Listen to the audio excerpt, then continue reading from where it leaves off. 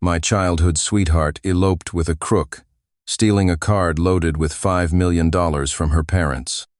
I notified her family to cancel the card in time, and as a result, the crook had his leg crushed by debt collectors. My sweetheart tearfully confessed, saying she'd been brainwashed. Years later, we walked down the aisle together. On our wedding night, after getting me drunk, she pushed me from the third-floor balcony of our villa. I broke my neck, becoming a quadriplegic. The day we divorced, she asked smugly, "Now do you know the pain of being disabled?" When I opened my eyes again, my phone screen showed a message she had just sent. "Sincere, I'm planning to go meet Adrian Shaw." I shot up from the bed, stretching my arms and legs. The long-lost freedom made me want to cry. In my previous life, Willow Jenkins had pushed me from the third floor. I'd broken my cervical spine, suffered severe nerve damage, and lost the ability to speak. The only thing I could do each day was lie motionless in a hospital bed, staring blankly at the ceiling. The night of my accident, Willow Jenkins had tearfully told the investigating police that I had drunk too much at the wedding and wanted to have more champagne with her at home to celebrate. Seeing my high spirits, she couldn't bear to spoil my mood. While she was fetching the champagne, I had accidentally fallen from the third-floor terrace. Her makeup was smudged, and she grew more distraught as she spoke, her quiet sobs escalating into a full-blown breakdown, even moving the police to sympathy. Yes, who would suspect a grief-stricken new bride? But I clearly saw the venomous hatred in her eyes when she looked at me. In that moment, I knew just how much she despised me. My elderly parents couldn't handle the shock, and both fell ill. They had no heart to manage the family business. With the help of her parents, Willow Jenkins, as the Goodman family's daughter-in-law, took over my family's business, secretly transferring all our resources and clients. By the time my parents realized, it was too late. Having lost my health and all my assets, I couldn't even afford a caregiver or rehabilitation. Afterward, with Adrian Shaw's arm around her waist, she stood before me and slapped a divorce agreement onto my face. They kissed passionately in front of me, shamelessly humiliating me. The rage made my vision go black, and I plunged into darkness. Willow Jenkins and I had lived in the same large residential compound since childhood and had always been classmates. Our parents caught the wave of rapid economic development. My dad, George Goodman, ventured into business and earned his first fortune.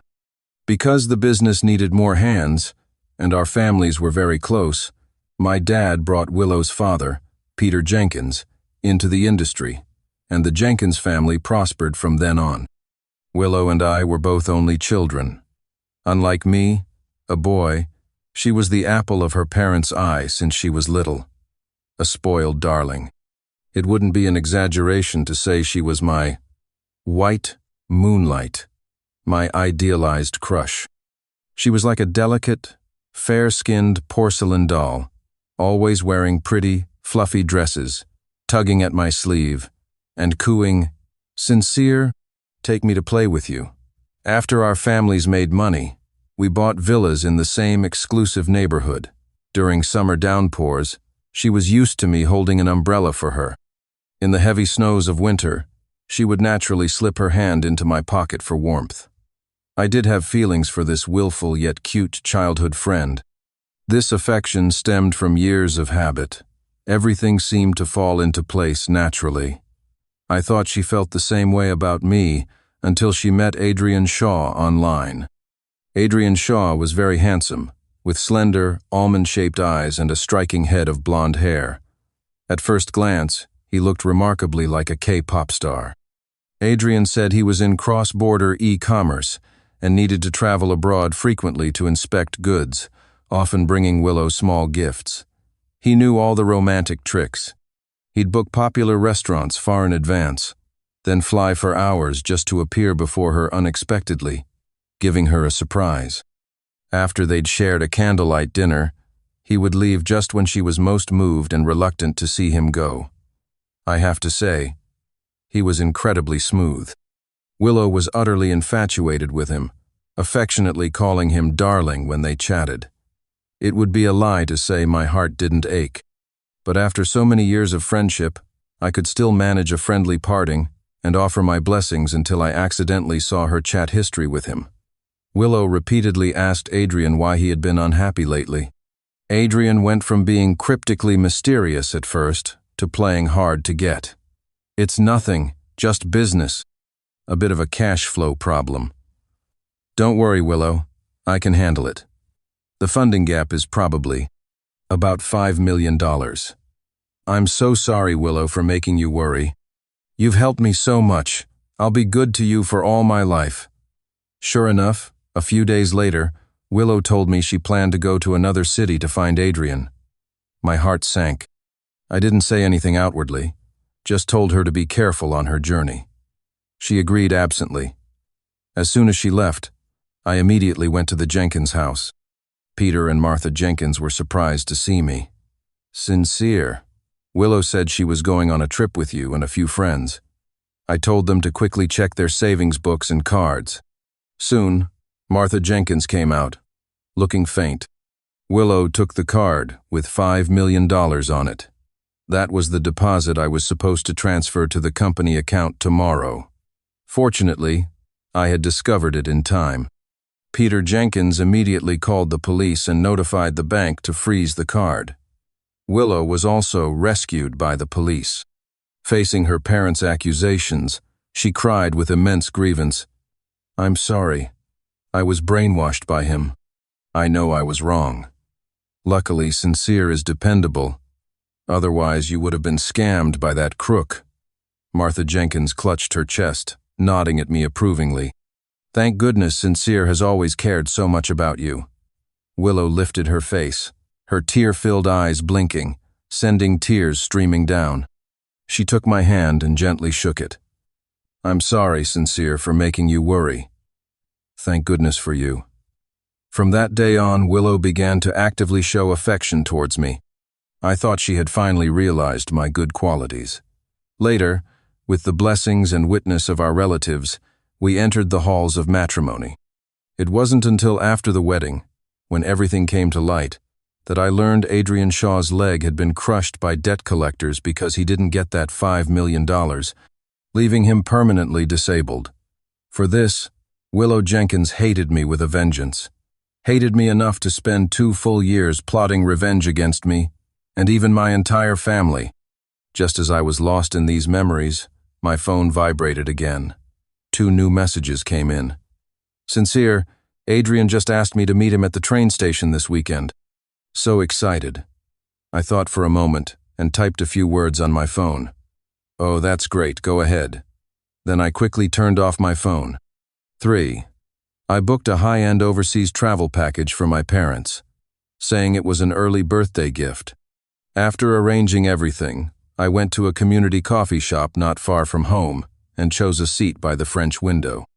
I saw Willow Jenkins pacing back and forth in front of my house, phone in hand, then ring my doorbell, and finally walk away with a disappointed look.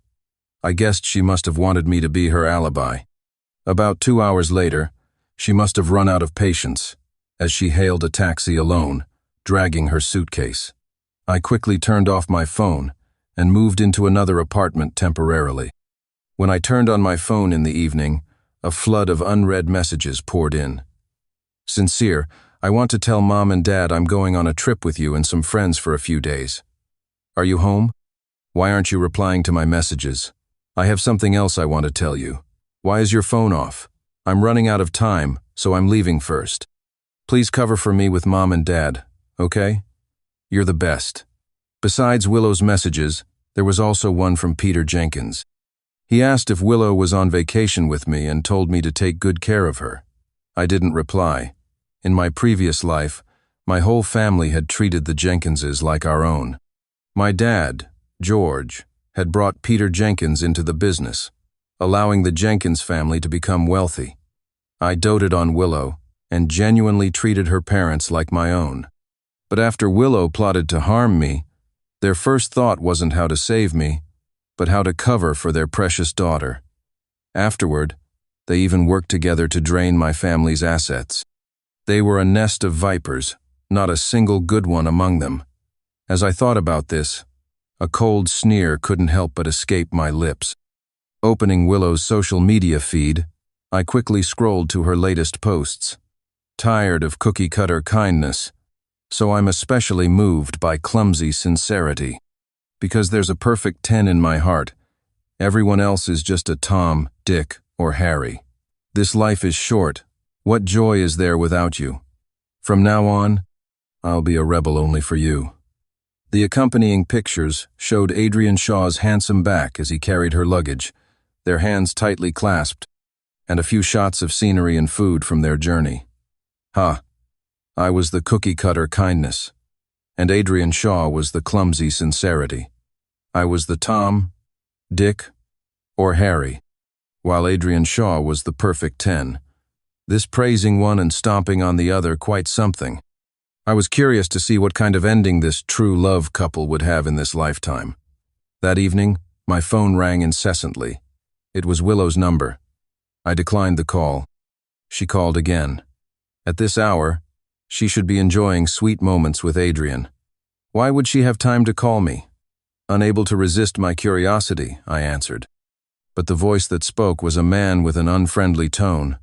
Hey, Sincere Goodman, right? Who are you to this woman? 4. Just a neighbor, I guess. What's wrong? Neighbor? The man on the other end repeated doubtfully, then switched to speakerphone. Willow's tearful voice came through. Sincere, you finally turned on your phone. You have to save me. Sincere, can you transfer me 500? I don't have it, I replied coolly. Strange, hadn't she already taken the 5 million? Why did she need more money? Just then, a few crisp slapping sounds came from the other end of the line, along with several men cursing relentlessly. 5 million was just the principal. What about the 10 interest? If I don't get this money today, I'll take one of his arms. I understood. Those thugs must have seen Willow spending lavishly and wanted to take the opportunity to extort more from her. She had always been a well-protected rich girl. When had she ever witnessed the dark side of society? Perfect. Let her pay for a lesson. So, I yawned and pretended I hadn't heard anything. Willow, I remember you have a diamond credit card, don't you? The limit is exactly 500. Why don't you use your credit card first?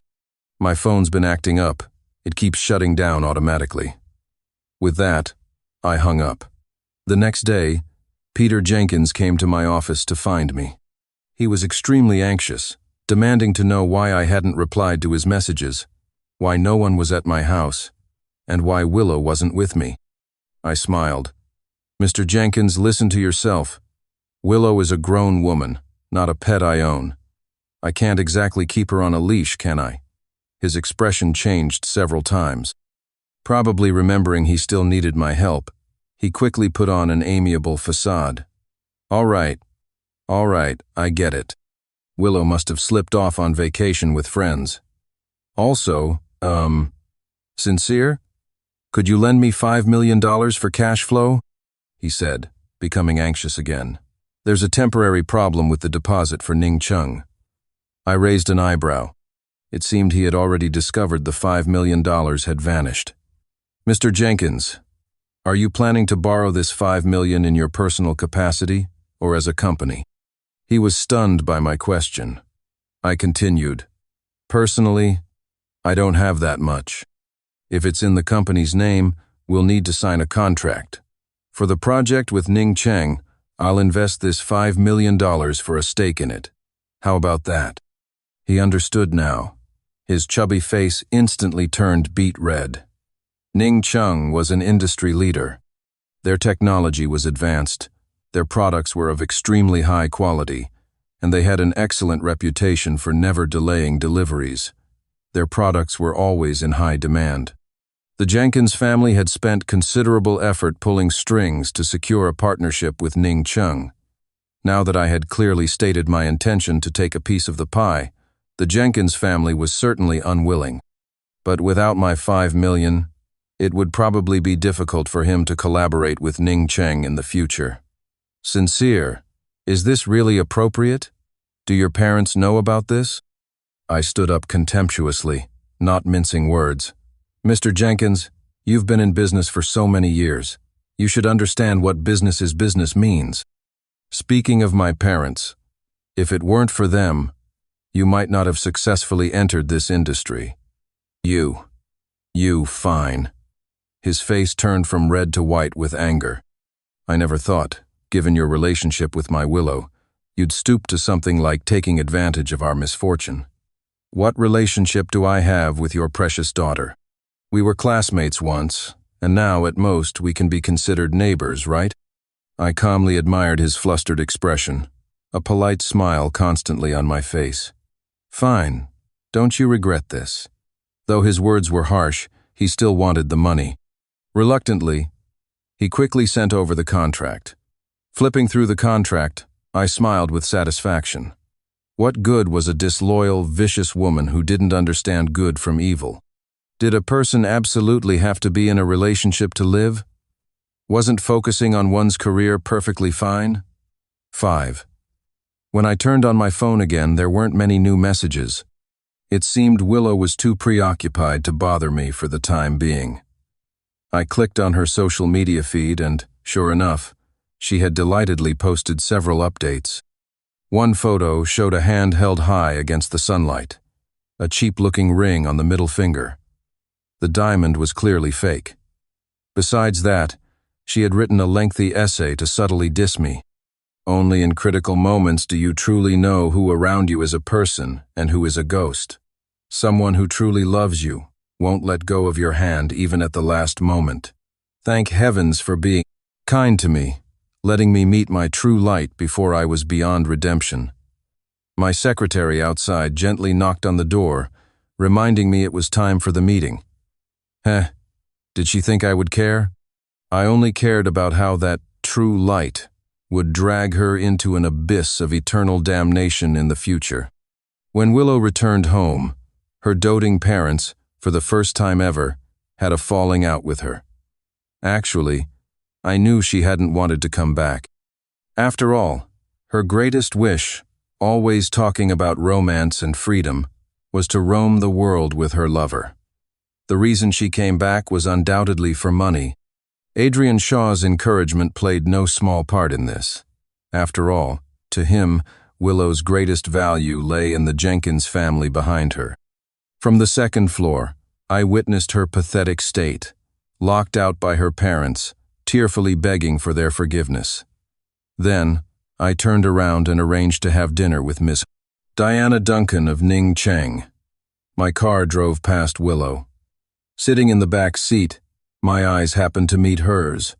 Her eyes were brimming with tears, her nose slightly red, looking utterly pitiful. If it were the sincere from my past life, I would undoubtedly have done anything to help her. The driver asked, "Mr. Goodman, do you think?" I instructed him expressionlessly, "Drive." Willow, who had rushed forward, only got a mouthful of exhaust fumes. That $5 million was merely a stepping stone to get in with Ning Cheng. I had specially brought a contract. After 3 rounds of drinks, I presented this sincere contract. If Ning Cheng partners with my company, Haicheng Group, I am willing to offer even more generous terms. Duncan of Ning Cheng smiled faintly, flipping through the contract. According to the terms, I roughly estimate that Ning Cheng can make an additional 10 profit. Mr. Goodman, you're really cutting your own margins very thin. I hope my sincerity can satisfy Ms. Duncan. Ning Cheng's products have always been widely recognized in the industry. Here, I hope our cooperation can reach a new level, for example, elevating our partnership to a strategic one. Seeing Ms. Duncan's interest, I continued, my goal is to achieve a win-win situation with my partners. As for profit, I will find ways to make it up elsewhere, and this will require your help, Ms. Duncan. For example, by bankrupting the Jenkins Group and seizing all their market share. Ms. Duncan looked at me probingly, raising an eyebrow. I smiled and raised my wine glass, non-committal. In my past life, after I was paralyzed, the Jenkins parents took the opportunity to secretly drain my family's business dry. This time, I would strike first. Although I don't know what happened between you and the Jenkins family, I must say, I'm very interested in your proposal. She smiled and clinked glasses with me. Cheers. 6. It was already late when I got home. From a distance, I saw Willow Jenkins sitting on the steps in front of my house, waiting for me. Seeing me arrive, she stood up and ran over in a few quick steps. Sincere, why are you back so late?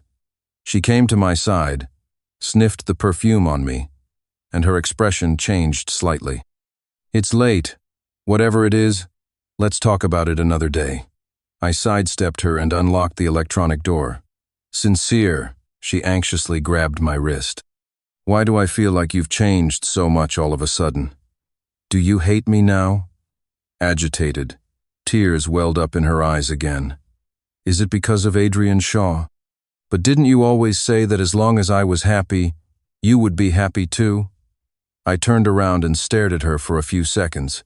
She looked uneasy under my gaze and guiltily lowered her head. I borrowed a line from her little essay as my answer. Thank heavens for being kind to me, letting me meet my true light before I was beyond redemption. Except, for the current me, my career was the true light. In my past life, my parents had sacrificed too much for me. I watched them agonize and suffer for me, their hair turning white overnight. I watched them wash their faces with tears, dazed all day long, to the point where the company they had painstakingly built over half their lives was hollowed out by those Jenkins family parasites, and their only son was turned into a cripple by their joint efforts. This lifetime, I will live for myself and for them. Love yourself before loving others. Secure your livelihood before seeking love. When the phoenix tree grows tall, phoenixes are sure to arrive. When flowers are fragrant, butterflies come on their own. If it's about borrowing money, then forget it. I'm not an ATM. I shook off her hand, turned, and closed the door, not forgetting to wish her good night, completely ignoring how awful her face looked. $5 million was no small sum. With this money disappearing inexplicably, Peter Jenkins eventually chose to call the police. It was too late by the time Willow Jenkins found out. Thanks to Peter Jenkins's connections, the police quickly traced the whereabouts of the money, ultimately leading to a man named Walt Warren, the very same debt collector. Soon, Walt was apprehended. Besides being suspected of loan sharking and illegal violent debt collection, he was also found to be involved in illegal activities such as running private gambling dens and smuggling contraband. He was to be prosecuted shortly, but the $5 million had long since flowed away through various shady channels and could not be recovered. Peter and Martha Jenkins simply couldn't believe that their daughter, whom they had always regarded as the pearl in their palm, could have dealings with such a person. Willow Jenkins took all the blame upon herself, saying she had been deceived by friends she went out with. Peter and Martha Jenkins gritted their teeth in anger but were helpless. In the end, they cut off her allowance. Meanwhile, the $500 credit card debt Willow owed remained unpaid, and she was about to face a lawsuit from the bank. Before she could even worry about that, worse things came. Due to Walt's arrest, his gang put out a hit on Adrian Shaw, determined to avenge their boss. Adrian didn't dare stay where he was and had to flee overnight to seek refuge with Willow. Leaving work, I saw the two of them in my car, embracing passionately in a dark corner of the Jenkins villa. A moment later, they walked hand in hand into the Jenkins house. However, Peter and Martha Jenkins were not pleased with Adrian Shaw. Although their moral compass was questionable, they had at least navigated the business world for many years and were not as easily fooled as Willow. A few rounds of polite conversation and questioning at the dinner table revealed that Adrian's so-called cross-border business was unreliable. Peter Jenkins bluntly told Willow to break up with Adrian. That night, a rare family war erupted at the Jenkins household. 7. Later, I heard from other neighbors that the sound of their argument that day lasted very late, so late that the next-door neighbors couldn't help but go over to complain. When they entered, they saw Willow Jenkins holding a knife to her own throat, threatening her parents. If they insisted on forcing her to break up with Adrian Shaw, she would die in front of them immediately.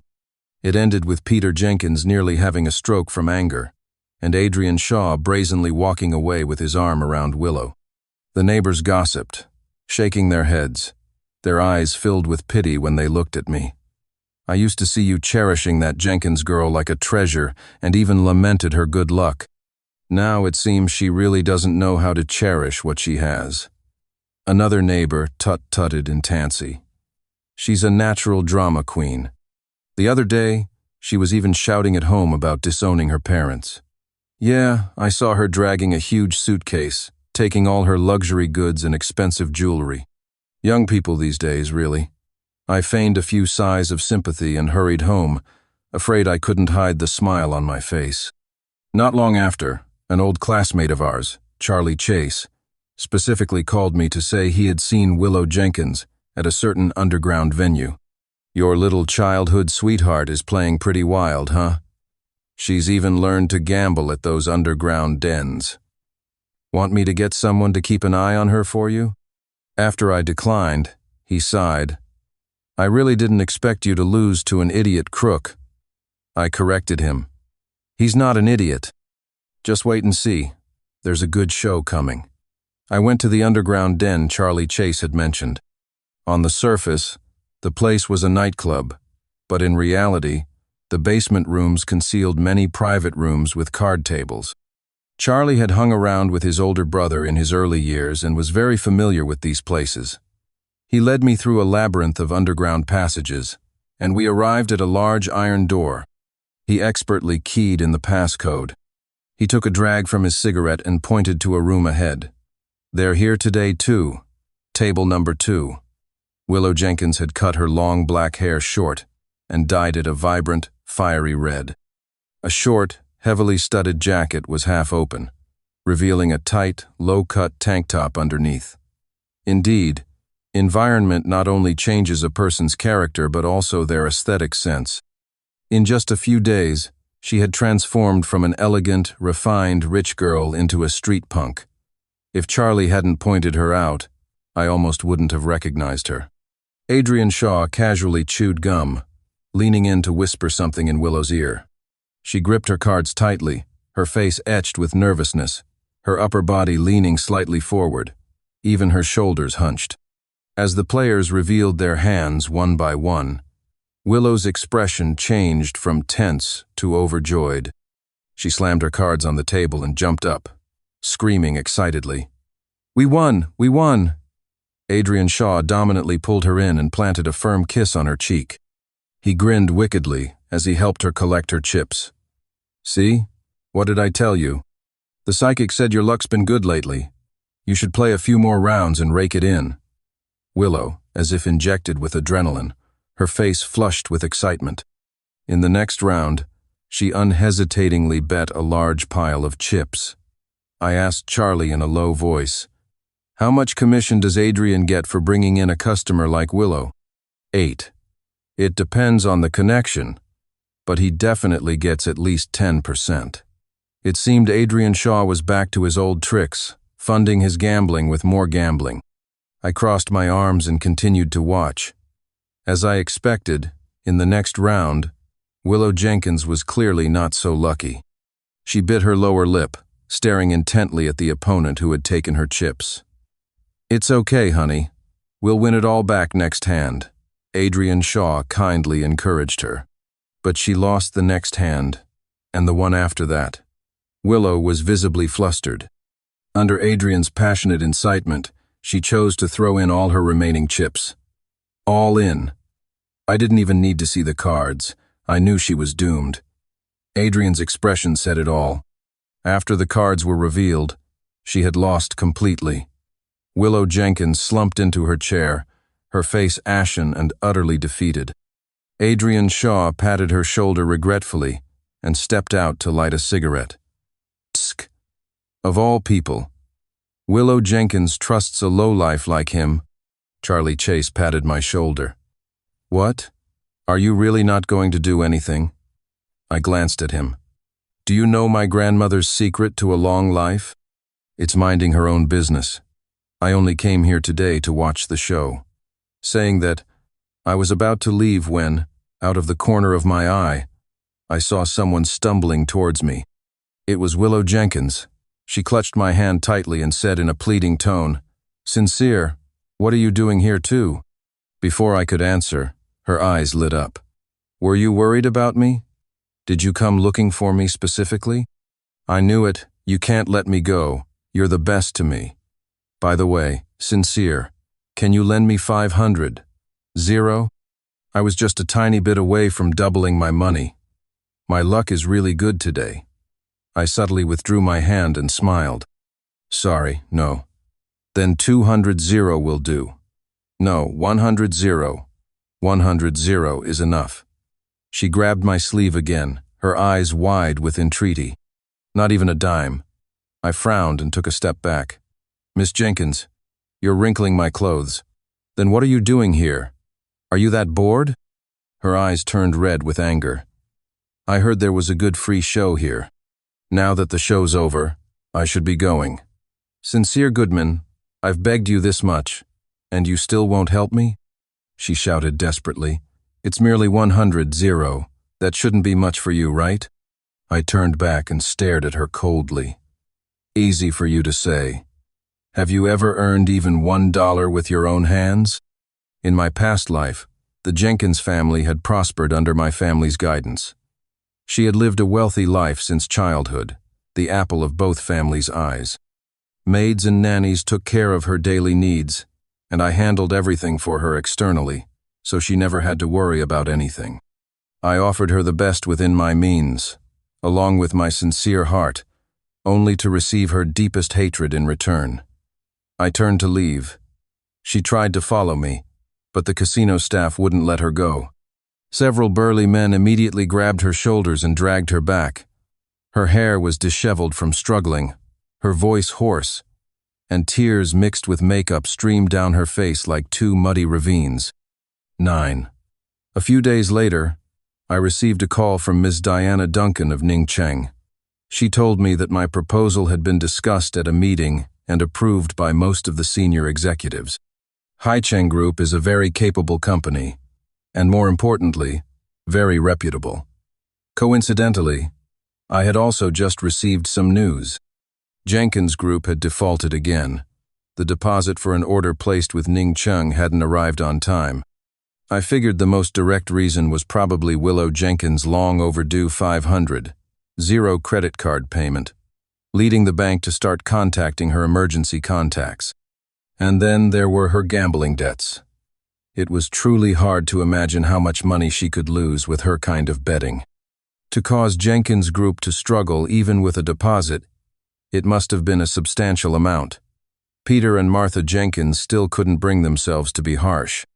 They would rather choose to default and suffer the indignity of paying her debts than let their only daughter's scandal be exposed. But Willow Jenkins clearly didn't understand her parents' painstaking efforts.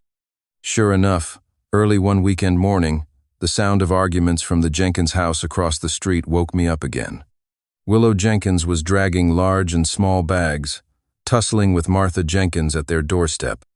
Martha Jenkins was crying loudly, desperately clinging to the luggage in Willow's hands, seemingly trying to persuade her not to leave. Willow's fiery red short hair was exceptionally dazzling in the sunlight. She shouted at her parents, "You're the ones afraid of others finding out. You're the ones who care about face. I have nothing to be afraid of. What kind of scandal is bravely pursuing love? Go air out your stuffy old brains. I'm going to be with Adrian Shaw. If you don't accept him, then disown me as your daughter." Peter Jenkins stomped his feet and beat his chest in frustration. "Willow, look what you've become."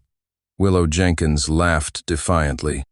"This is how I like to be brave in love, free as a bird."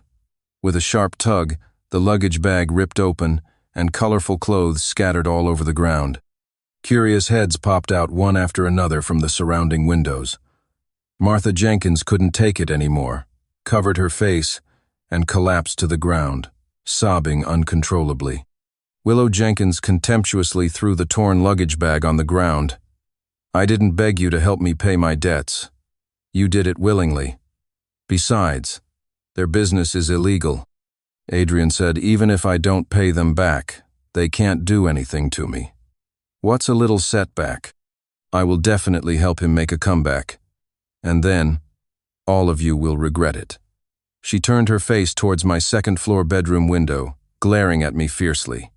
Clearly, that remark was aimed at me. I even genuinely applauded her courage.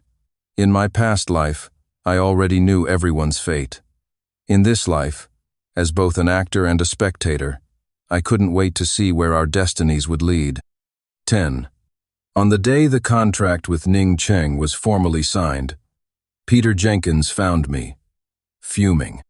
He was overwhelmed by his precious daughter's antics and had no mind for company affairs. He probably learned this news from the media. The Peter Jenkins before me was considerably thinner. The large bags under his eyes looked like two giant honeycombs. His slack skin appeared dark and dry, and his lips were covered in dry cracks. Even Martha Jenkins, who had always maintained her appearance well, had suffered a precipitous decline in looks. Her beautiful eyes had long lost their sparkle. Age may not wither beauty, but unfilial children certainly will. Their current state was strikingly similar to how my parents looked at the very end in my past life. Peter Jenkins lashed out at me. "You, Sincere Goodman, I never thought you'd poach my supplier, and even sign an exclusive cooperation agreement with them." "Mr. Jenkins, Ning Cheng isn't foolish. They can analyze for themselves which partnership is more beneficial. But rest assured, we will share the profits from that project according to the contract.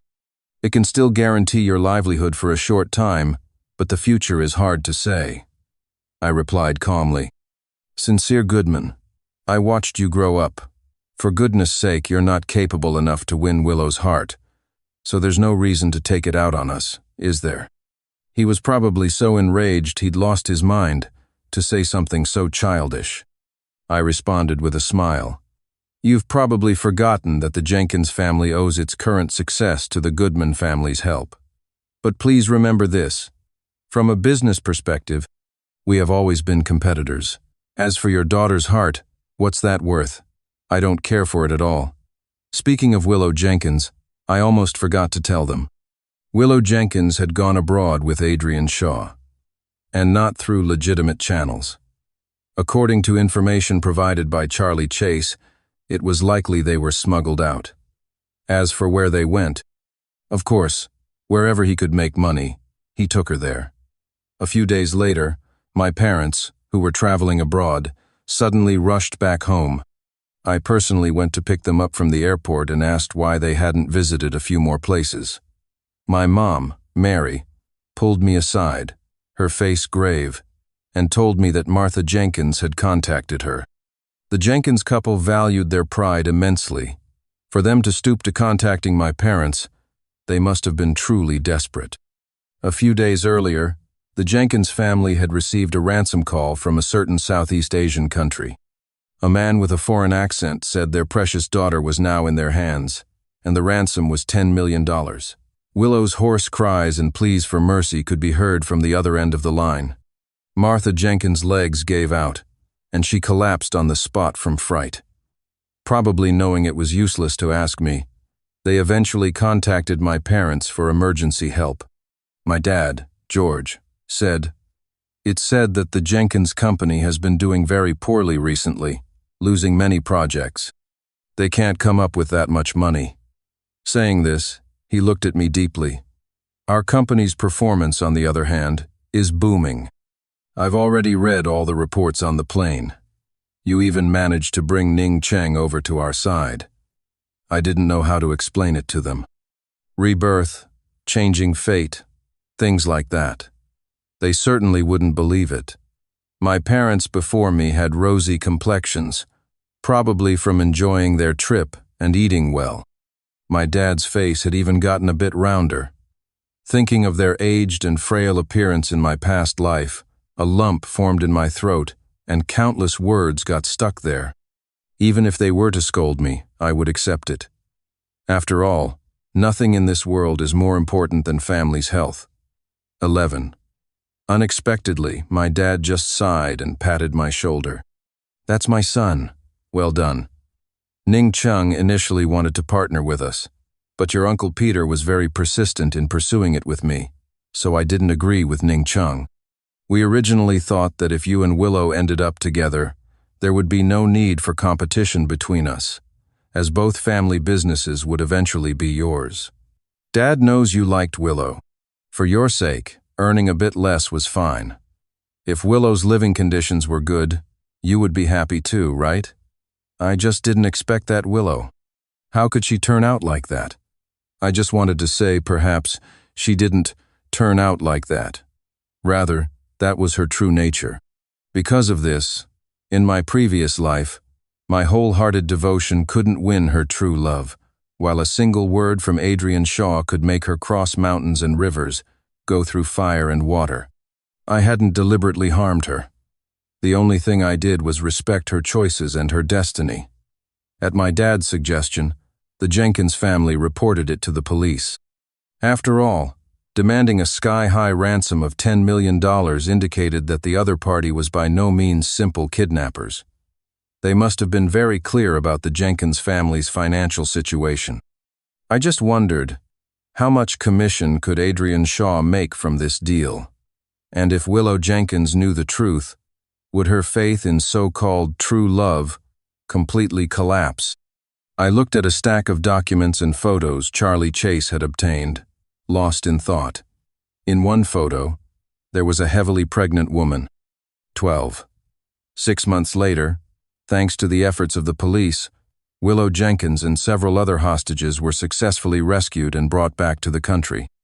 It was said that Peter Jenkins sold his company's shares and bribed a powerful figure in Southeast Asia.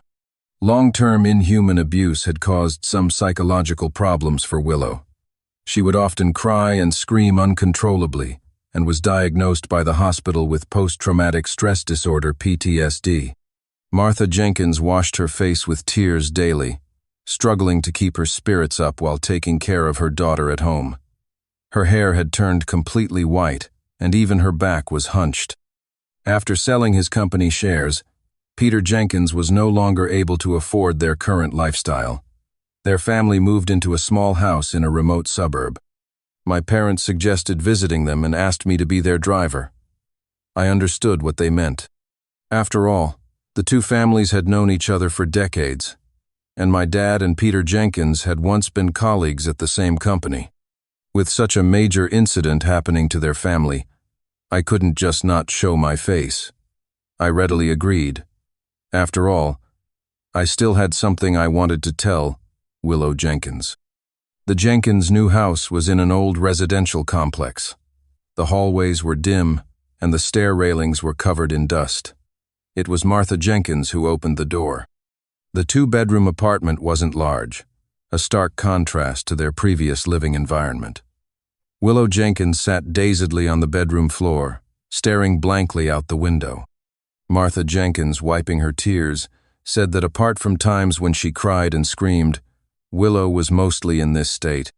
Her once round and full cheeks had completely sagged, her lively eyes had lost their sparkle, and her dry hair was casually draped over her shoulders, seemingly unkempt for a long time. She looked up at me and snorted through her nose, which counted as a greeting. "Sincere Goodman? Are you here to laugh at me? Huh, let me tell you, I don't regret it. If Adrian and I hadn't accidentally gotten separated and I wasn't kidnapped, we'd be successful entrepreneurs by now. Extremely happy.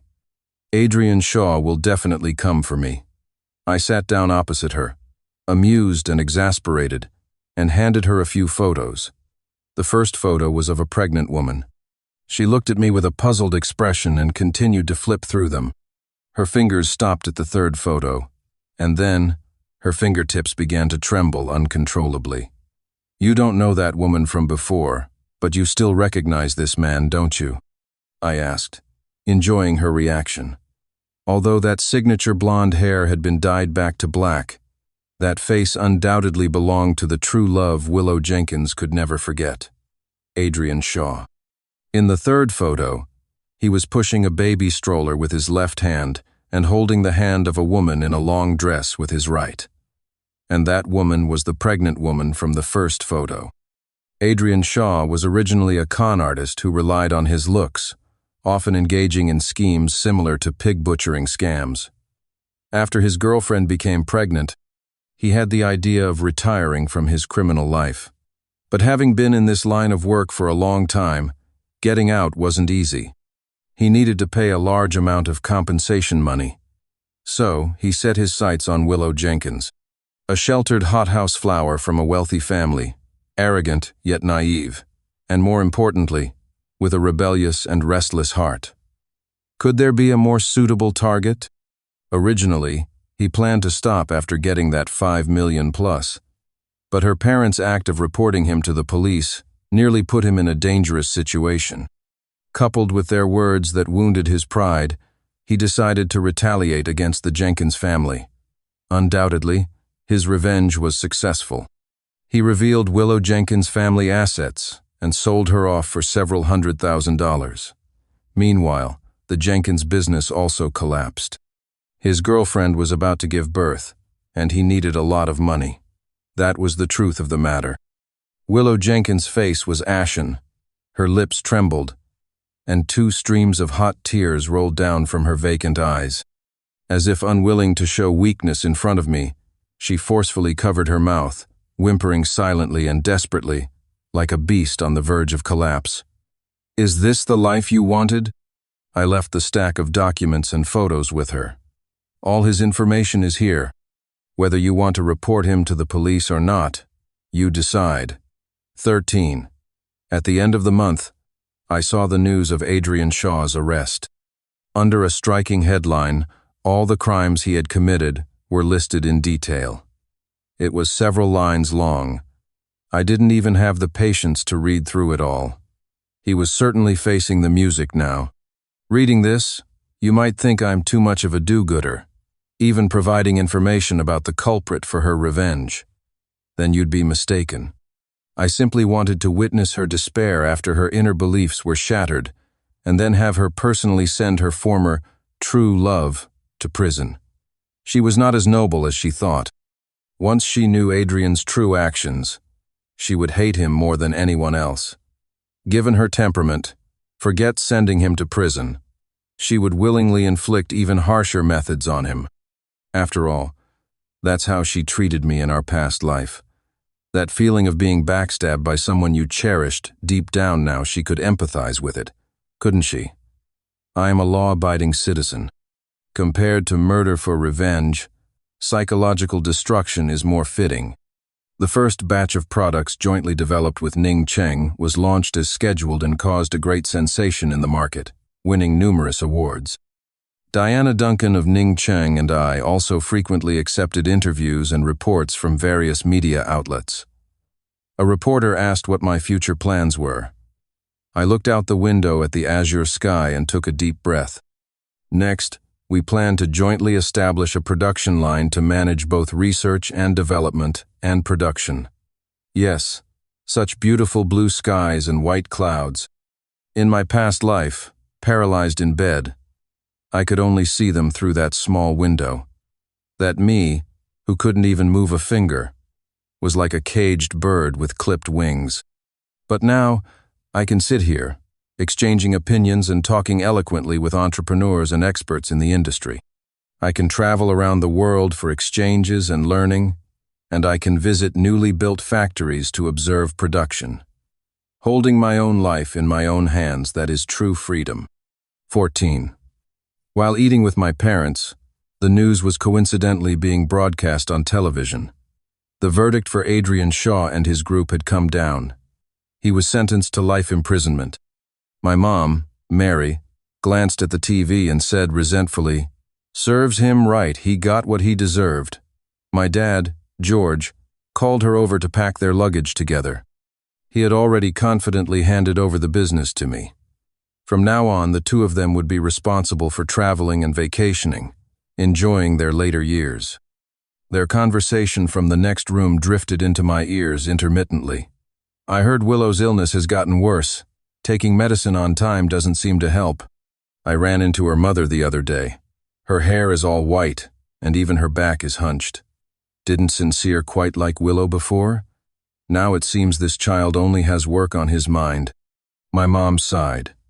Well, everyone chooses their own path, my dad chimed in. Speaking of which, it's strange.